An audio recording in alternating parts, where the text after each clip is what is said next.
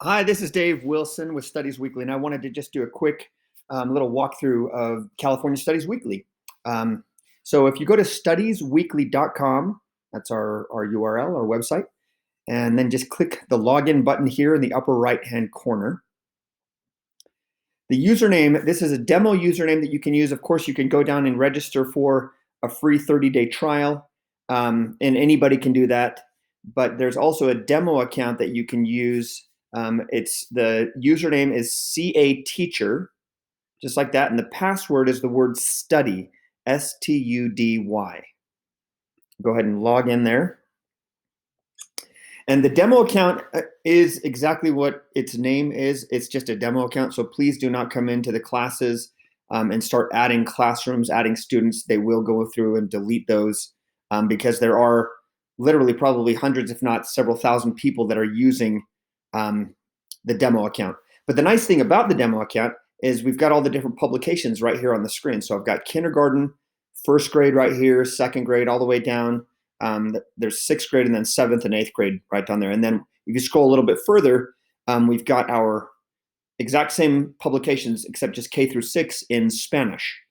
So let's just go ahead and I'm going to walk you through just a couple things. If you click into like the first grade, I'll just use first grade as an example. Some of the things I want you to notice is you can see all of the different weeks right there on this screen. And they have a little title. So week 1 is Welcome to First Grade, week 2 on the rules, week 3 Good Citizens, so on and so forth, all the way down to week number 36. And there are 36 weekly units in every single grade level, K through 8. If you want to get more than just a title, really dive into the standards that are covered, come down here where it says Standards Correlations, where it says View, and click the View button. And this is going to give you a very in-depth look into not just what is the title, but a little bit more detail of what is in that exact weekly unit. And also, here are my standards. So it tells you what the standard is, and you've got the reading standards, the writing standards, the analysis skills standards. Tells you what the standard is, and then it's also covered in all of these additional weekly units. And so you can go through each grade level and see exactly what the standards are that are covered. The other thing that you can do is if these weeks do not necessarily match your order or your curriculum map, you can actually click and drag these weeks and put them in a different order that matches the way you want to teach them in. Whatever order you put these in, that's the order the students will see when they log into their Studies Weekly. Now, by default, all the weeks are turned on.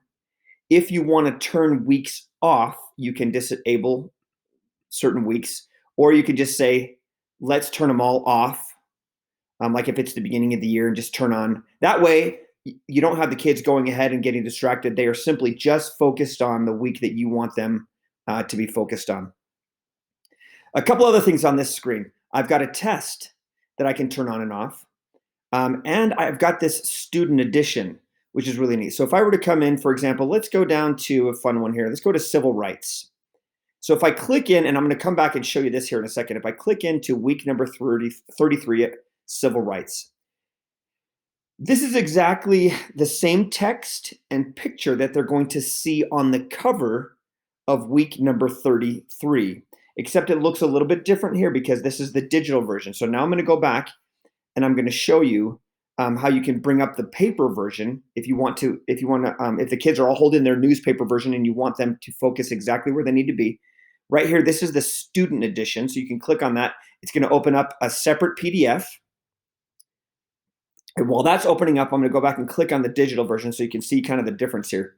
So if you look at this is exactly the paper version, and if you pull this up on your smart board or whatever, you can can zoom in, zoom out, whatever you need to do.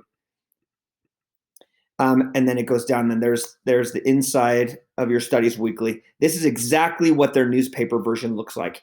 So if I go back up to the cover, you'll notice there's the exact same picture, and here's the same text. It just looks a little bit different. So sometimes kids may say, well, I don't know where you are, and then you can bring this up and show them exactly where they need to be. And here you can click on this play button, and it's going to read the article to you. That's not fair. Have you ever said that? Lots of children have. That is because sometimes things are not fair. A long time ago, there were rules that were not fair. People had to follow those rules anyway. So you'll notice that that is a human voice. It is not a robot voice. We have paid actors that have gone through and read every single one of our articles and studies weekly.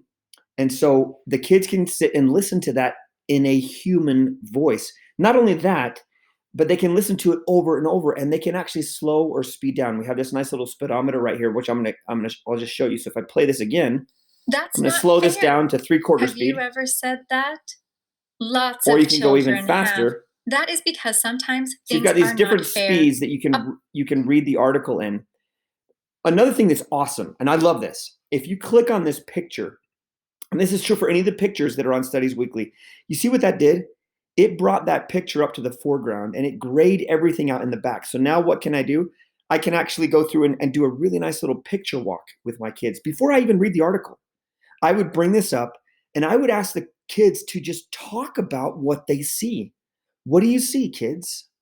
What do you wonder about? What do you think about? And have them spend some time really going over this image and talk about the questions that they have, the observations that they're making. What do they want to know more about? Um, and then once you're done with this article, you can click next. It goes to the next article, or you can just click here and it goes right to the very next article. If you'll notice there's a lot going on this screen. If you notice that the kids' eyes are wandering and you want them just to look at the article and the picture, you can click here where it says reader mode, and it brings up that just the article and the picture. You can still click on the picture, bring that up, but you can now have their eyes only focusing just on the article. That's not fair. And you'll notice that some of this text is highlighted in different colors. You can actually drag over a word or any sentence, and it's going to bring up a color palette with all these different colors. And you can go in and leave an annotation. Sorry, my screen is a little bit, let me zoom out here. So I click here, click on my annotation. Let's leave an annotation. And so you can leave a note, an annotation, anything you need to do. And then just click next to go to the next article. A lot of the articles, what you're going to see is they have this bonus source section right here. So for example, if I go to Rosa Parks, here's an article about Rosa Parks, nice little picture that you can bring up full size. But what if you want to add more content to your lesson? What if this is just not enough? If you come in here to the bonus sources, we have added a lot of additional videos and images to go along with your lesson. So for example, here is a nice little video that our video team did about, and we have an incredible video team. I won't watch the whole thing, just a few seconds, just so you can see.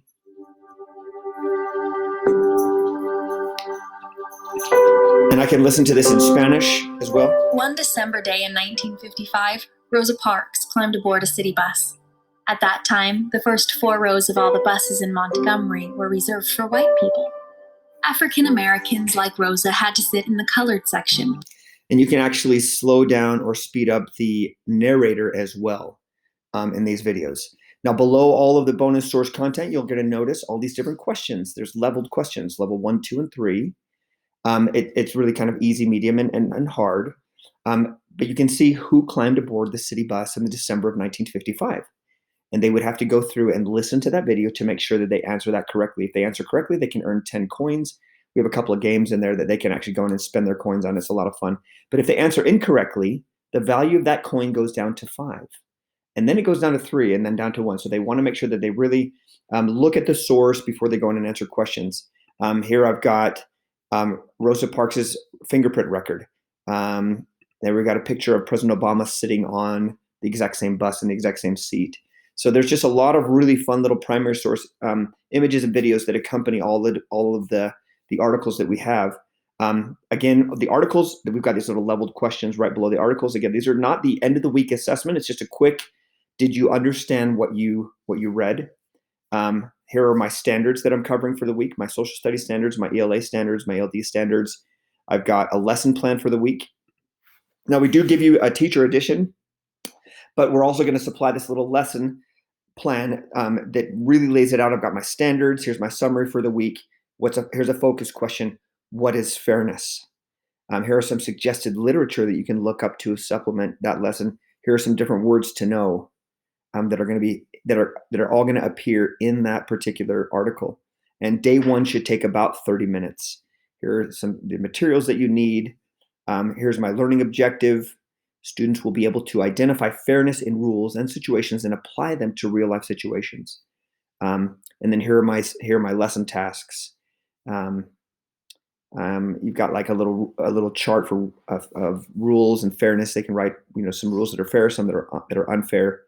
And then we've got the different cognitive complexity level questions for the differentiation. And so you've got here some for low 2, low 1, moderate 3. I've got another section just for differentiated instruction. So my ELL connection, my below learner connection, my gifted and talented connection. And then it goes on to day 2 and so on and so forth. So our lesson plans are very well, nicely laid out. Here are all my content videos for that particular week. And then worksheets.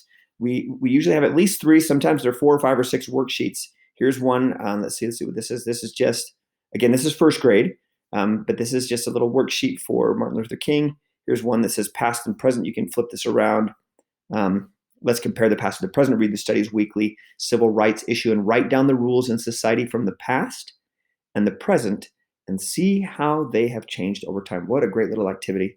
And then here we have the assessment in 2 forms. You can do it in paper and pencil format. This way you can just print it out. Or that exact same assessment in a digital version is right here. You just click Edit Test. And here is the assessment. This is fully editable by you. You can edit a question or delete it, or you can come in and add your own question. And we have all these different types of questions.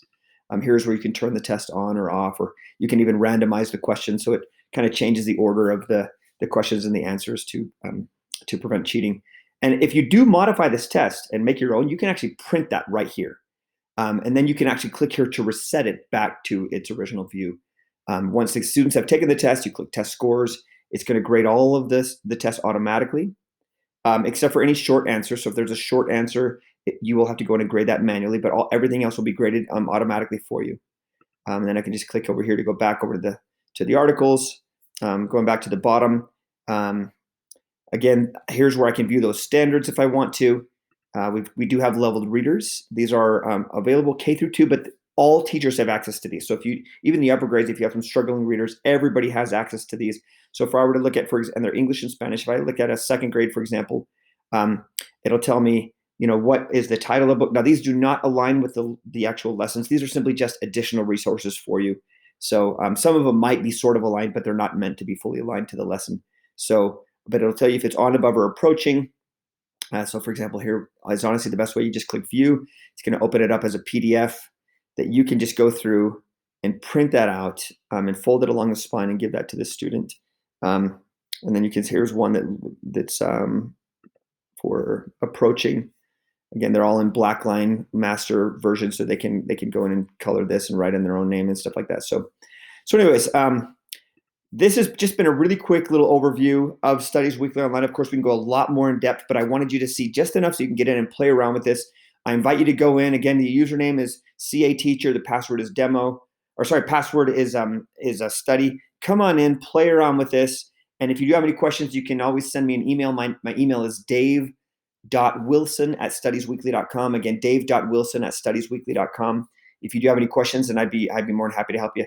But anyways, I hope this has been enjoyable, worthwhile, and really hope you have a lot of fun, not just you, but your students using Studies Weekly. Thanks.